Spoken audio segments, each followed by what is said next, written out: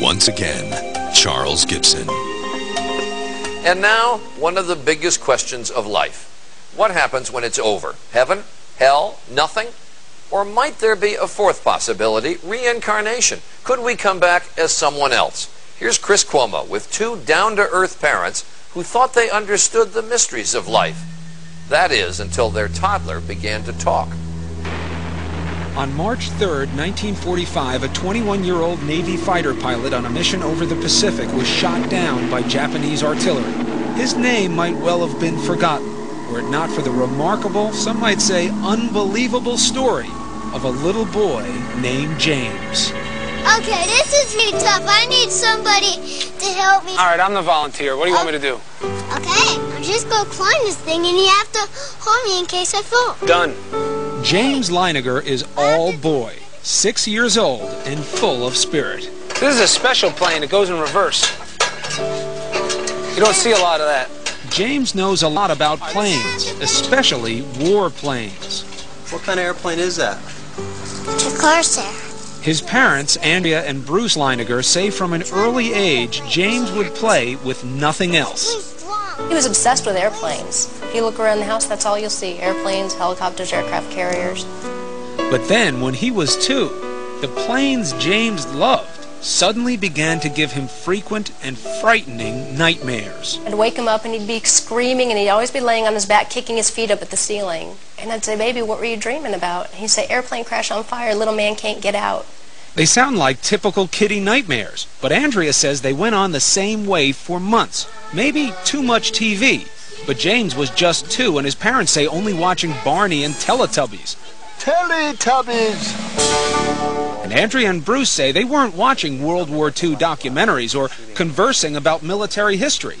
This is an F-18? No, that one. So what explains the nightmares and James's strange obsession with airplanes? I talked to my mom about it a lot of times. My mom had said maybe he's remembering a past life. What did you say? Politely, baloney. Andrea and Bruce of Lafayette, Louisiana are a highly educated, modern couple. To them, the possibility that their little son James was manifesting signs of a former life was, well, a little out there. You know, having a past life is not the initial conclusion that you come to. You try and figure out any other way he could have. Did he see anything? Has there ever been anything on television, anything that we've discussed? But as time went by, Andrea didn't know what to believe. Here's James at age 3, going over a plane as if he's doing a pre-flight check.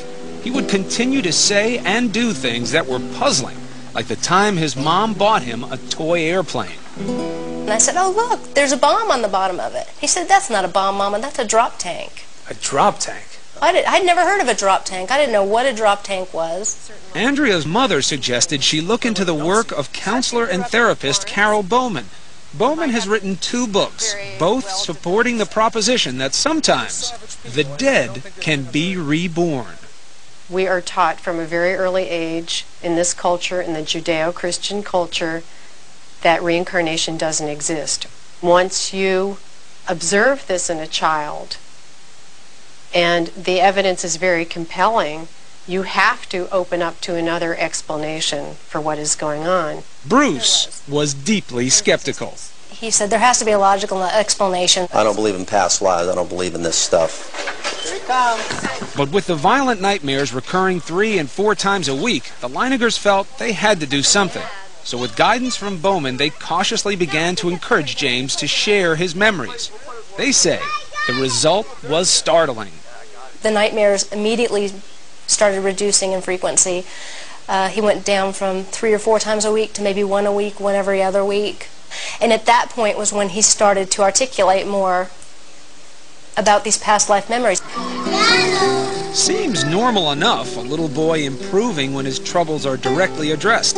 But Bowman says this is more, that James was forthcoming because this is the age when former lives are most easily recalled. They haven't had the cultural conditioning, the layering over of experience in this life, so that the memories can percolate up more easily. These memories tend to fade between the ages of 5 to 7. His parents say between the ages of 2 and 4, James would reveal extraordinary details about the life of a former fighter pilot, mostly at bedtime, when he was drowsy. Bruce said, "What happened to your plane?" He said, "It crashed on fire." And Bruce said, "Why did your airplane crash?" And he said, "It got shot." And Bruce said, "Well, who shot your plane?" And I'll never forget the look on his face. He went, "Oh, the Japanese!" Still, despite these extraordinary stories, Bruce remained dubious. Almost to prove they couldn't be true, he began to piece together the details James was sharing. And what he found, he says, shook him to the core. For in many instances, the stories appeared to match the facts. James seemed to be recalling real events, real people, in the life of a man who'd been dead for almost 60 years. Coming up, a toddler, just 3 years old. So how does he know the pilots from a World War II squadron? It was like, holy mackerel. You could have poured my brains out of my ears. I just couldn't believe it.